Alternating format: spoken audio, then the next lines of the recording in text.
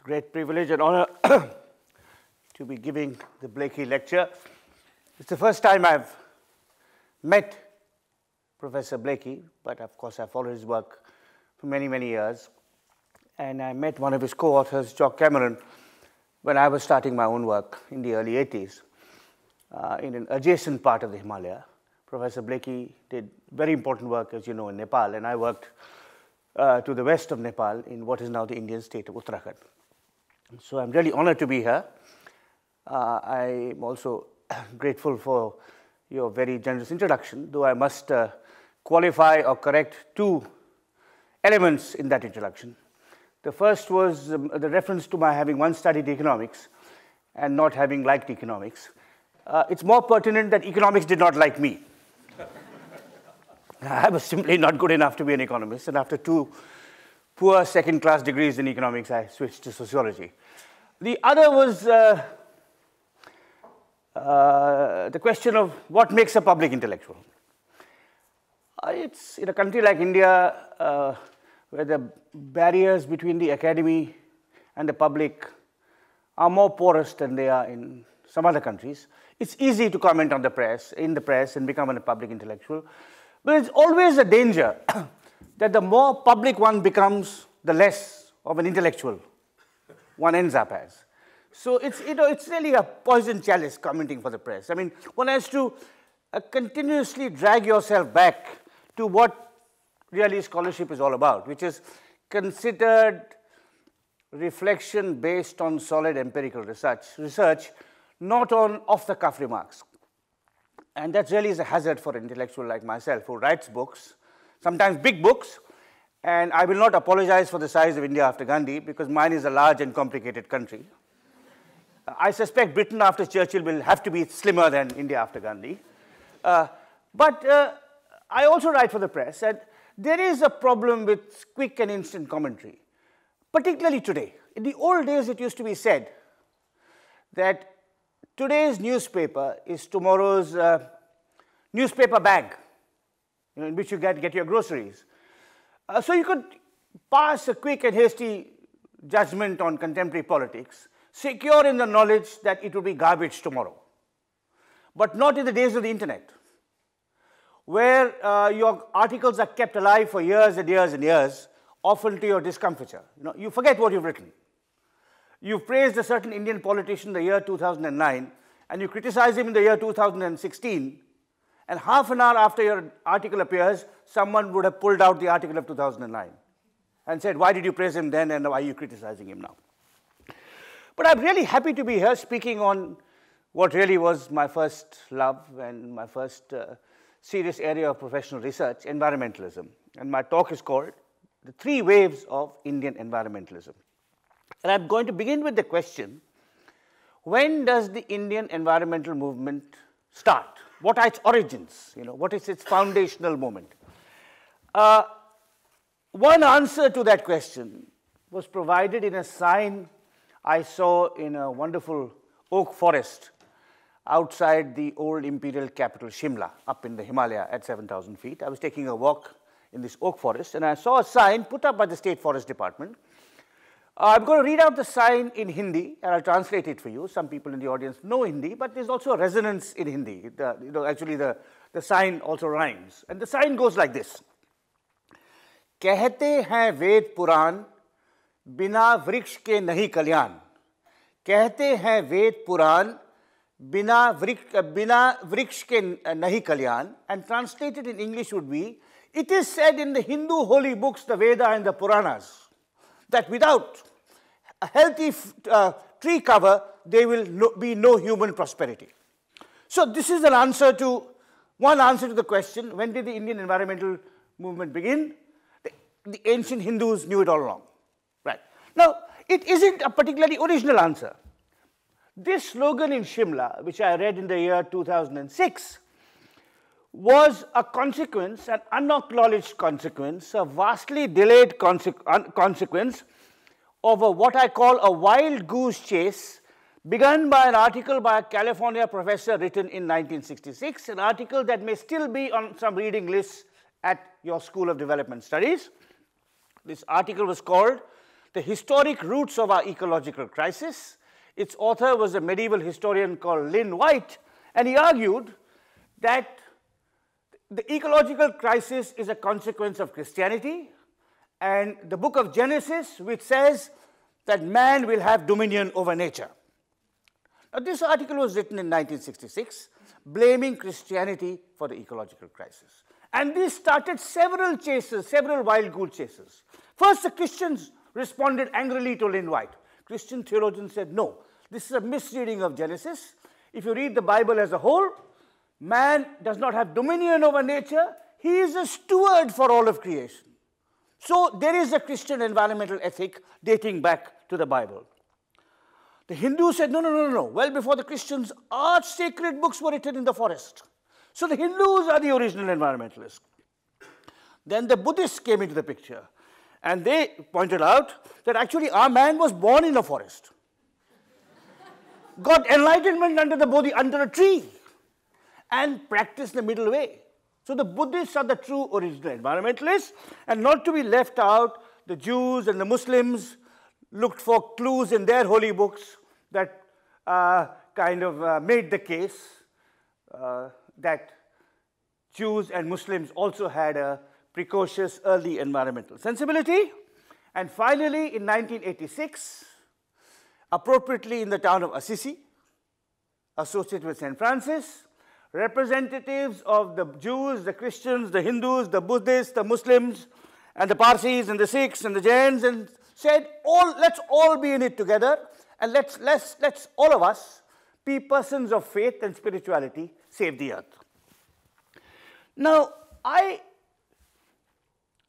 totally reject this association of faith, any faith, whether it be the Hindu faith, or the Buddhist faith, or the Christian faith, or the Muslim faith.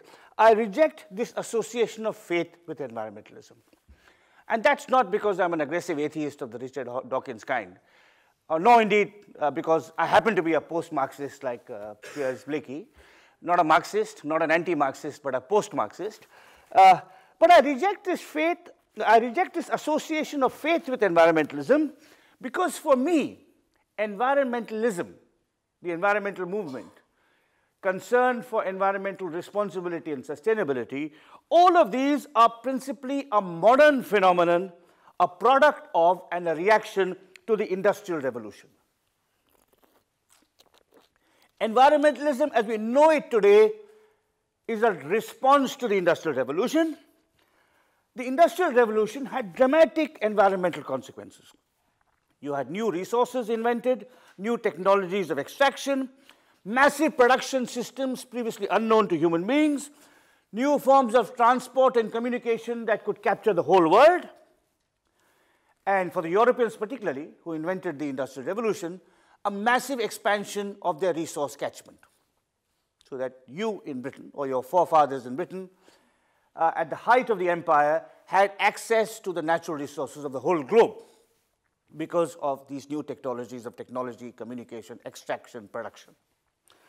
And all this had a huge cumulative impact on environment and society. With industrialization, the pace of environmental change accelerated manifold. If you look at the devastation of forests, of habitats, the fouling of air and water was much more dramatic and intense than at any previous period in human history. And along with this, you had human population growth. So you had many more people too, leaving their footprint, an often damaging footprint on the planet. A one-sentence definition of the Industrial Revolution would be more people, because of population growth, more people producing more, consuming more, excreting more. That's a one-sentence ecological definition of the Industrial Revolution. More people producing more, consuming more, excreting more. And with this, with more people producing more, consuming more, excreting more, for the first time in the history of humankind, you had the possibility of the survival of the human race being imperiled by their own actions. A global environmental crisis became perceptible for the first time, or even a national environmental crisis became perceptible or recognizable or possible or feasible for the first time only with industrialization. This is not to say that there weren't local environmental crises in the past. You could have had communities of hunter-gatherers that had hunted up certain prey species close to extinction. And so they didn't have food in their vicinity. They may have had to go to the next forest or the next valley. You had instances in the past where you had local micro-environmental crises, a certain prey species declining, so you have to look for a new prey species. A certain agricultural community that has exhausted the soil through its careless methods of cultivation. A flood that wipes away, a natural disaster, such as a flood, or a series of droughts that wipe away a certain agricultural community. But a macro environmental crisis of a kind that leads intellectuals and thinkers to ask themselves, is it possible that by our actions we will exterminate our civilization totally? A hunting community that has exhausted a certain food resource can move on to the next food resource. An agricultural community whose soils have become infertile can move on to the next valley. But what happens if the whole of England is polluted and contaminated and the water resources are depleted and the forests have gone? This is the possibility that became visible only with global industrialization and the dramatic environmental impacts it had. So in that sense, I believe, and I've argued this at length in my book, Environmentalism, A Global History, environmentalism is a distinctively modern phenomenon. It's a dynamic social response to the Industrial Revolution. I also argue in that book, though I won't pursue that argument further here, that as a dynamic response to modernity, environmentalism is comparable to the feminist movement, the socialist movement, and the human rights movement, which are also a response to social and political and economic developments of the 19th century. Now, if my line of argument has any plausibility, then the Indian environmental movement could not have been born in the Vedas. In fact, if you read any religious scripture, there are contrary tendencies. Does the Bible say that man should be a steward or man will dominate nature? There may be certain hints in the Hindu sacred texts about the beauty of forests and the beauty of landscapes that lead you to think that the ancient Hindus had an environmental sensibility. But on the other hand, you also have episodes, for example, in the burning of the Khandava forest in the Mahabharata, that glorifies environmental destruction, which celebrates the destruction of the forest, sees it as a great victory for humans. So environmentalism is a modern phenomenon, and in India, like in England, where arguably Wordsworth was the first great environmentalist, like in England, like in the United States, like in Germany, environmentalism came to India with the Industrial Revolution, and the Industrial Revolution came to India later because it was a colony. It came in the late 19th century, and the early 20th century, for the first time, you had questions raised about environmental sustainability. India was then a colony. It had been colonized by a most powerful industrial nation, Great Britain. And the question that came to the minds of several Indian nationalists, preeminently Mahatma Gandhi, was, when India becomes independent, what model of economic development should it follow? And among Gandhi's less acknowledged contributions to modern thought was that he was a precocious environmentalist. He was one of the first Indians, indeed one of the first people anywhere, to recognize the unsustainability at the global level of Western models of industrialization. And as proof of this assertion, I'm going to give you a quote from Gandhi. It goes back to 1928, so 90 years ago, almost 90 years ago. Gandhi wrote, and I quote, "God forbid that India should ever take to industrialization after the manner of the West. God forbid that India should ever take to industrialization after the manner of the West, the economic imperialism of a single tiny island kingdom, namely England, is keeping the world in chains. If an entire nation of 300 million, which is what the population of India was then, if an entire nation of 300 million took to similar economic exploitation, it would strip the world bare like locusts. This is Gandhi writing in 1928, and it's absolutely prophetic. If an entire nation of 300 million took to similar economic exploitation, it would strip the world bare like locusts. Now, there are two things to remember about this quote, to underline. The first is that Gandhi is talking about India in 1928.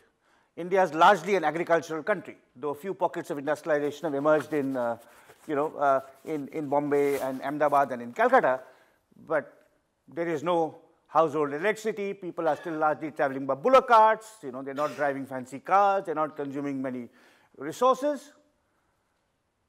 And China is similarly, in 1928, an agricultural country. So if you amend Gandhi's quote of 1928 to say, if two nations, which now have a population of 2.5 billion, were to take to similar economic exploitation, they would strip the world bare like locusts, which is of course a possibility that faces us. The second important thing about Gandhi's quote is in the way he phrased the first line of the quote. Gandhi was a very precise user of the English language. And he said, God forbid that India should ever take to industrialization after the manner of the West. And I want to suggest to you that the key phrase here is after the manner of the West. Gandhi is not rejecting industrialization. Gandhi is not rejecting economic development. If you look at Gandhi's other writings, he knows that India is plagued by endemic mass poverty. You need development. You need enhanced standards of living. You need human beings to live with dignity, to have access to safe water, to reliable housing, to education, to health, all of which would require a certain amount of enhancement of resource consumption. But after the manner of the West is the critical phrase. When the West industrialized, when England industrialized, it had access to its colonies. When North America industrialized, it had access to the massive resources of an underpopulated continent. And America was to quickly succeed Britain as a great industrial power, but without slavery and genocide, there would have been no American industrialization. Without large-scale colonization, there may never have been British industrialization. So that's the question Gandhi is asking. Can India industrialize after the manner of the West? Now, Gandhi was what I call an intuitive and instinctive environmental thinker. He was not a systematic scholar like, say, Piers Blaikie is or other people are in this room. He was a person who had an instinctive understanding that how you manage and use and conserve or do not conserve the resources of your surroundings will determine your prospects for life. But he didn't theorize it, he didn't analyze it, he didn't document it. But other people did. Around Gandhi, in the decades of the 30s and 40s, there were a whole range of Indian and British scientists working in India who wrote and spoke of the importance of environmental sustainability. These are people, quite extraordinary range of people. These are what I call the first wave of Indian environmentalism. And I hope one day to return to this field and to write a book on this constellation of extraordinary environmental pioneers working in India in the 1920s and 30s. And I'll just give you a few names here. I mean, these are people who are largely forgotten, but it's really important work. There was a man called J.C. Kumarappa, who was an economist trained at Columbia, who joined Gandhi in 1930 and worked for the next 3.5 decades on rural development, on such things as conservation of water, community forest management, recycling, upgradation of artisanal technologies. He was a pioneer of the alternative technology movement. He wrote a book whose title beautifully captures, this book is written in 1939, it beautifully captures his environmental vision. The book was called The Economy of Permanence. The Economy of Permanence. And Kumarappa was a very important influence on E.F. Schumacher. Small is Beautiful is partly inspired by Schumacher's reading of Kumarappa. Then there were some remarkable naturalists, Indian naturalists. There was an ornithologist called Salim Ali, a wildlife scientist called M. Krishnan, who again from the 30s and 40s are talking about the importance of wildlife and biodiversity. So Kumarappa is talking about rural development. Salim Ali and Krishnan are talking about biodiversity. Gandhi had a remarkable English follower called Madeline Slade, or Meera Ben, she figures in Attenborough's film on Gandhi, who was an early critic of large dams in the Himalaya, was a critic of the conversion of mixed forests into monocultural stands of conifers, who wrote about restoring humanity's relationship with nature.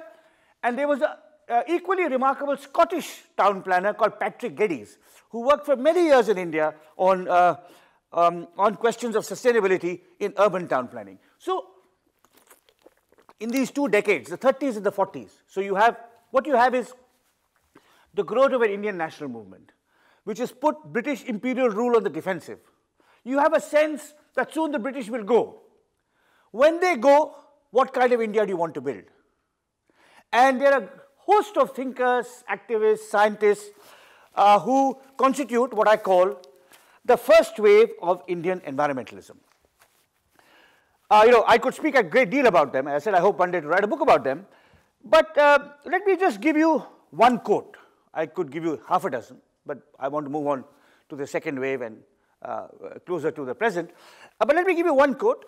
It comes from Meera Ben, Madeline Slade, Gandhi's adopted English daughter, who, after living 15 years in India, wrote, and I quote, "The tragedy today," this is from 1949, 70 years ago, almost 70 years ago, she writes, "The tragedy today is that educated and moneyed classes in India are out of touch with the vital fundamentals of existence, our Mother Earth, and the animal and vegetable population which she sustains.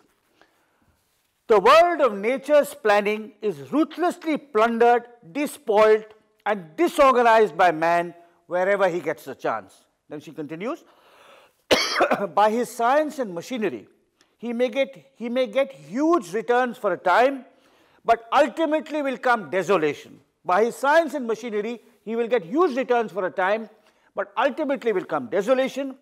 We have therefore to study nature's balance and develop our lives within her laws if we are to survive as a physically healthy and morally decent species." I could have given you a dozen, 2 dozen, 3 dozen quotes from different Indian and British writers writing in the 30s and 40s. These writers and activists urging restraint, demanding that rather than blindly follow the Western model of industrialization, Indians should develop a model of economic growth more consonant with their own resource endowments and their traditions and their aspirations. They constitute what I call the first wave of Indian environmentalism. However, when India became independent, the ideas and warnings of Gandhi and his associates were ignored, and we embarked on a capital-intensive, resource-intensive pattern of economic development. In the 50s and 60s, India was trying desperately to catch up with the West. And this was done often through noble intentions, through the belief, maybe in hindsight the mistaken belief, but nonetheless a sincerely held belief that to drag India out of mass poverty, to establish itself in the world, to enable it to hold its own in a fiercely competitive world of nation states, India had to industrialize rapidly, and hence such artifacts of modernity as steel mills and large dams became vitally essential. So in the 50s and 60s, environmental concerns went underground. It was development, development, development, industrialization, industrialization, industrialization. Large factories, steel mills, development projects, and so on were the order of the day.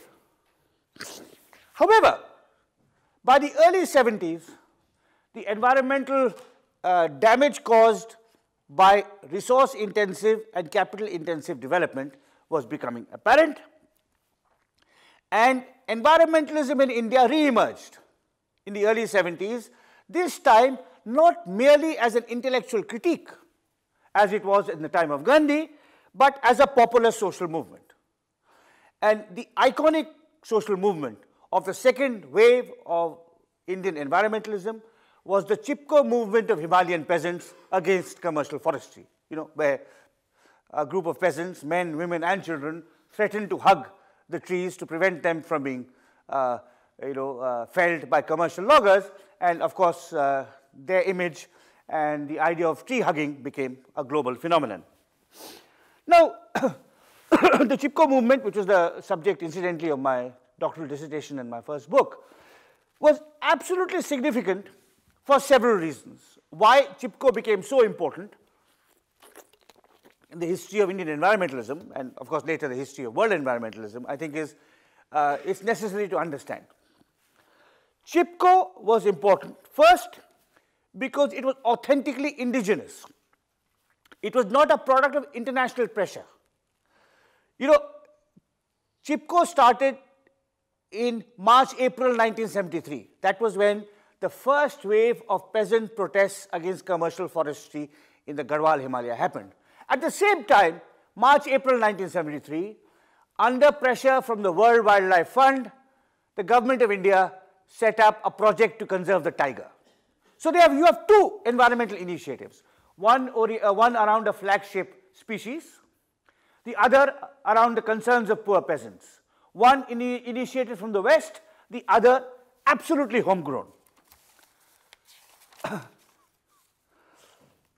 Secondly, the historic and cultural associations of the Chipko movement were instantly recognizable. It arose in the watershed of the Ganga, India's holiest river, in the Himalaya, home to some of the holiest shrines in India, and above all, it used non-violent techniques of protest, which recalled Mahatma Gandhi, the father of the nation. The protests were completely non-violent. Thirdly, Chipko articulated what I call a social ecology. This was what Juan Martinez earlier was to later call the environmentalism of the poor. This was not, as in the West, middle class, upper class people demanding beautiful, clean lakes or, glorious forested landscapes in which to trek in and walk in. It was not environmentalism for pleasure or recreation. It was environmentalism for sustainability and livelihood. The question raised here was, who owns the forest? Is it commercial logging companies or is it peasants? What kind of species will be planted? Will there be monocultural conifers, which are only of use to the industrial economy, or will there be a wide variety of species which will provide fruit, medicinal plants, agricultural implements, and also incidentally stabilize the water regime of the Himalaya, because oak forests are much better in terms of water conservation than conifers. So this was an environmentalism of the poor. It was not an environmentalism of the elite. Fourthly, Chipko was not just about protest, but it was about protest to be followed by reconstruction and rebuilding. So the first phase of Chipko was to stop commercial felling. Now, there was an interesting prehistory to this. In 1970, there was a massive flood in the Himalaya. And this led to some awareness among Gandhian peasant activists that the flood was connected to deforestation. It was connected to changes in the species composition, because wherever you had coniferous forests, you had bare soils exposed to the monsoon, and you didn't have a leaf litter that would regulate the water. So then they started protesting against commercial forestry. When their protests were successful, commercial logging was banned. But what do you do next? This is where the exemplary leadership of the Chipko activists kicked in. Because they had learned from Gandhi that protest was not enough. You also had to rebuild and restore. So the second phase, the first phase of Chipko in the 70s was protest, keep the loggers out. The second phase in the 80s was to revegetate barren and desolate hillsides with indigenous species, largely fruit-bearing and fodder-bearing species. And it was done through the participation of local communities. Women played an active role.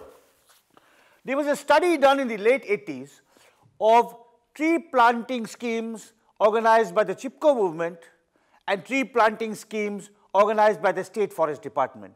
And this revealed that while the survival rate of saplings in the Forest Department schemes was a mere 10 to 15%, the survival rate of saplings in the community forest schemes was 70 to 80%.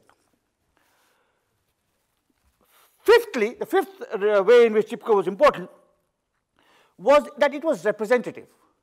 Through the 70s and 80s, you had popular social movements across India in defense of forest rights, in defense of traditional fishing grounds that were being encroached upon by large trawlers, against large dams, against the environmental impacts of mining. Through the 70s and 80s, you had various manifestations of the environmentalism of the poor. So this is the second wave of Indian environmentalism. The first wave in the 30s and 40s is intellectual critique. The second wave in the 70s and 80s is popular social movements. And these popular social movements had a profound impact on government policy. In 1980, for the first time, a Department of Environment was set up by the Government of India. The first laws against to control air and water pollution, to promote biodiversity, all came in the 1980s, and all were a response from pressure from below. So the first significant impact that the environmentalism of the poor had was to change government policy. The second, and in some ways more notable impact that it had, was to encourage social scientists and natural scientists to do environmental research. There would have been no environmental sociology or environmental history in India had it not been for the Chipko movement. We scholars were alerted to the significance of the environmental challenge, not by books in libraries, not by courses taught in universities, but by grassroots protests. And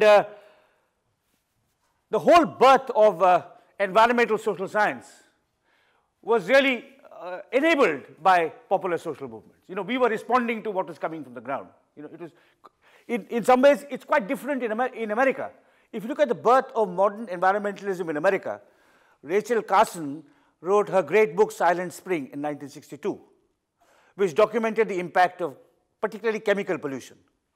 And Silent Spring sparked popular protests in the streets and the villages and the towns. In India, it was the reverse.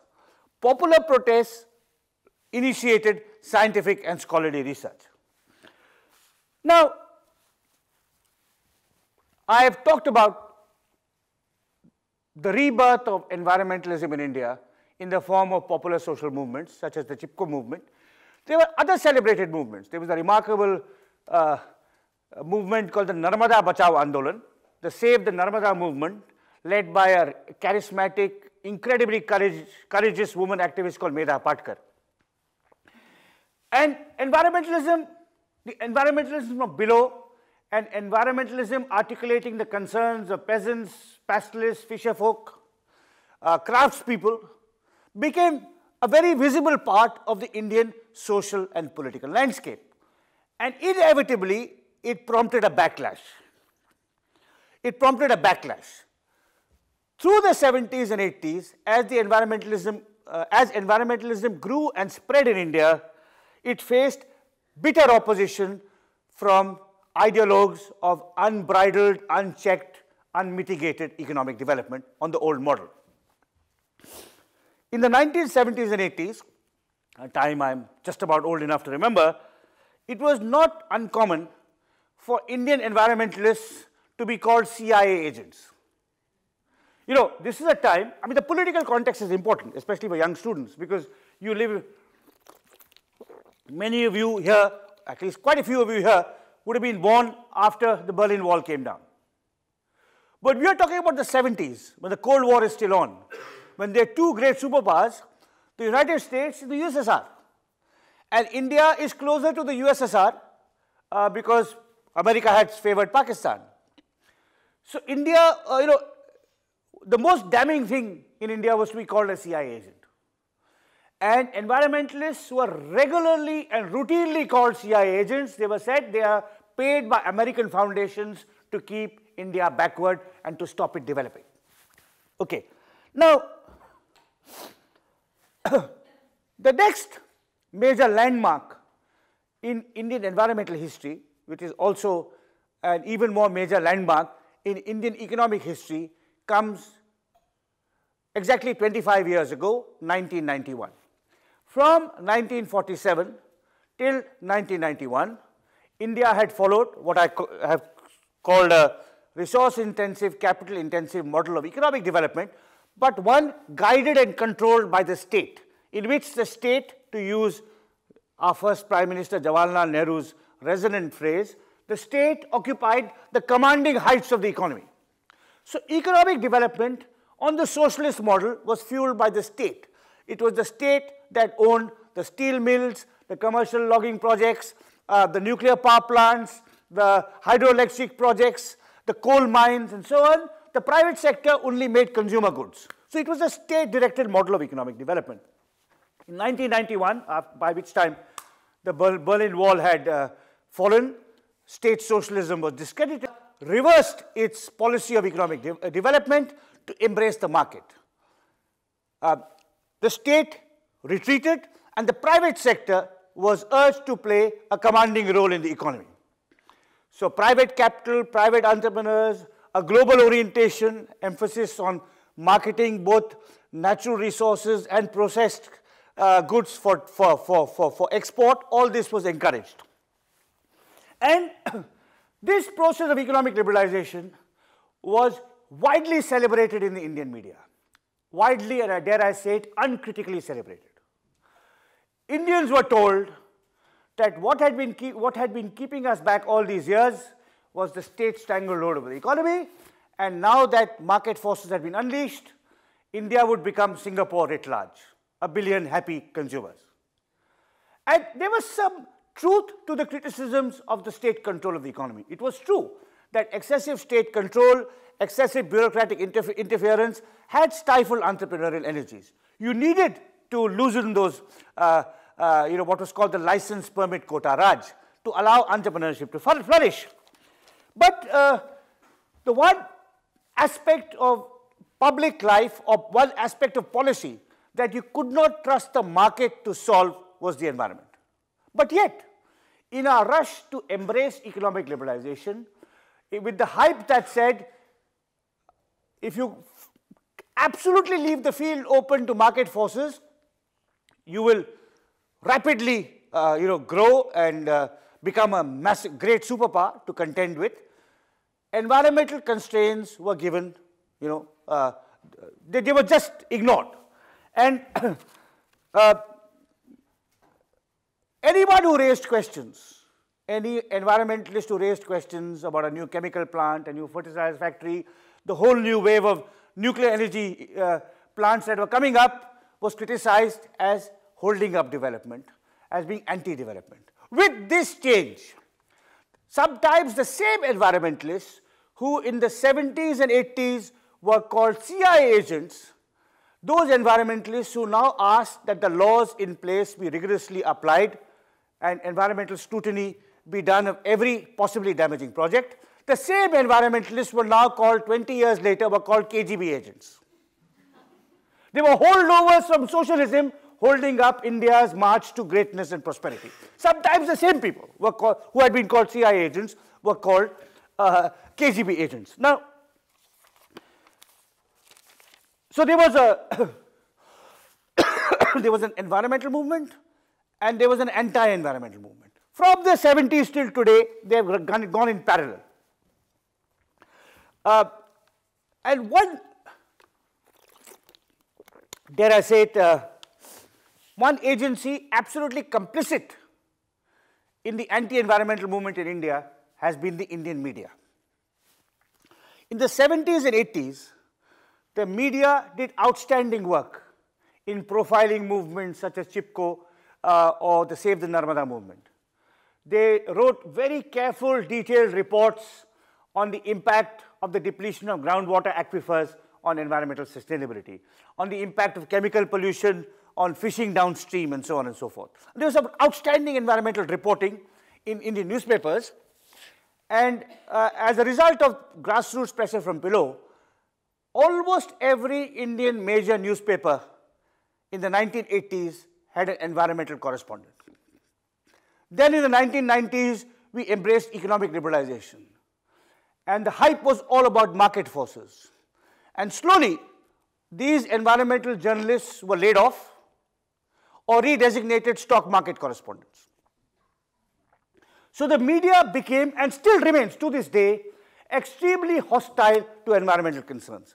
The media has become, in India, a tribune for the consuming classes, a tribune for the Confederation of Indian Industry. It's very rare to get serious, reflective environmental reporting in the Indian media. Indian editors, as one young, brave environmental journalist told me, she was in fact one of these people laid off, outstanding reporter called Bahar Dutt, her book Green Wars, maybe in your library. She said, my editor says, all I'm interested in is double-digit growth, and you environmentalists are holding us up. Now, so the situation today is relatively bleak, but I am not without hope. It's 25 years this year since the Indian economy opened up. Liberalization has been beneficial in many ways. It has nurtured a climate of entrepreneurship. It has reduced mass poverty. It has solved India's endemic foreign exchange crisis. But on the other side of the balance sheet, economic liberalization, at least as practiced in India, without any environmental safeguards, has had a massively negative impact on the environment. India today is an environmental basket case. Our cities are the most polluted in the world. Delhi is arguably more polluted than Beijing. According to one international study, 6 of the 20 most polluted cities in the world are Indian. Indian rivers are dead. I mean, if you look at the landscape of India, our great cities were traditionally sited on rivers. Delhi on the Yamuna, Kanpur on the Ganga, Banaras on the Ganga, Calcutta on the Hooghly, Pune on the Mula and the Mutha, Ahmedabad on the Sabarmati. All these rivers are biologically dead. In the countryside, groundwater is depleting at an alarming rate. There's massive contamination of the soil through toxic waste. Huge. India today really is an environmental basket case. And slowly, this accumulated impact is awakening public consciousness once more. And a third wave of Indian environmentalism is slowly giving birth. It's in a modest way in different places. One manifestation of this is a range of protests against mining. Mining has been an economic growth area in India. But mining leads to massive environmental degradation. And there have been local protests in many parts of India. Air pollution. Because, see, mining is an industry that discriminates against the poor. Commercial logging is also an industry that discriminates against the poor. Mining benefits entrepreneurs, it benefits the middle class who may need the metal mined for their cars and their homes. But the impact is felt on village communities, which leads to the pollution of rivers and springs, it leads to debris accumulating on their fields. But mining is an activity whose environmental consequences the middle class and the rich are largely insulated from, but not pollution. I mean, pollution does not discriminate by class, at least air pollution. You live in Delhi, however rich you are, you're subject to it every day. So a third wave of Indian environmentalism is beginning. You see signs of activism. You see again some reports coming up in the press. You had a very good study by a group of green economists which argued which tried to compute the impact on the economy of environmental damage. What does the degradation of soils, the pollution of rivers, the impact of on everyday health of air pollution and so on do to the economy? According to this study, it cuts 3 percentage points of your GDP. So slowly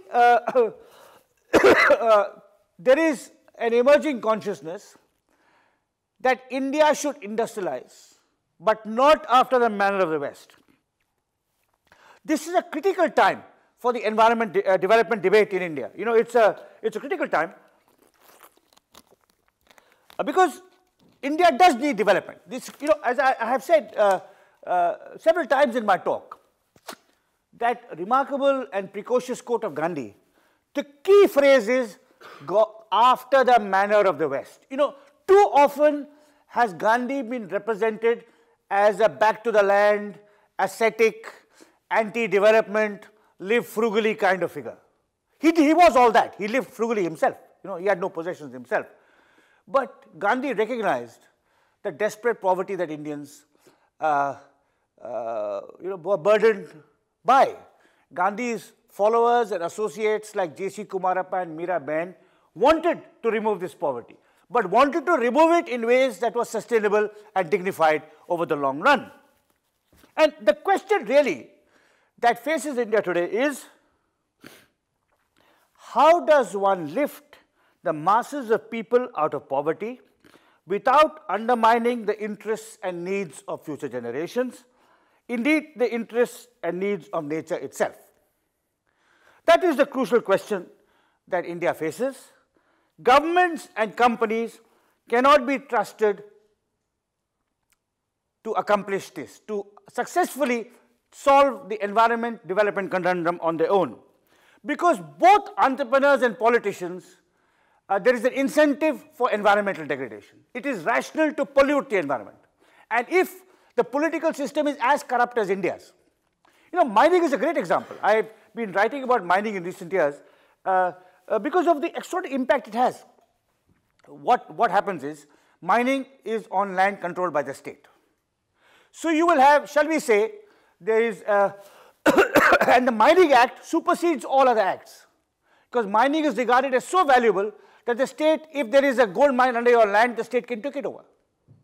So what happens is, there is a contract signed between a political party and a private entrepreneur for a consideration, maybe 10 rupees for, or 100 rupees for every ton of coal that is mined.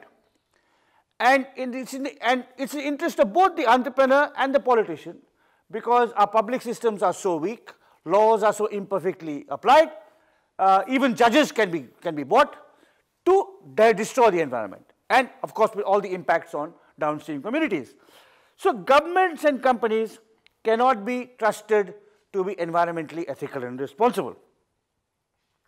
It's only civil society, scholars and activists that can step in, as they have done in the past. Now, it's early days now. I think it's hard to say what form or shape the third wave of Indian environmentalism will take. I hope I'm a scholar, I'm not an activist. I've outlined how the first wave was one of intellectual reflection, the second wave was one of activism, and the third wave, hopefully, will combine both intellectual reflection and serious social activism. Thank you.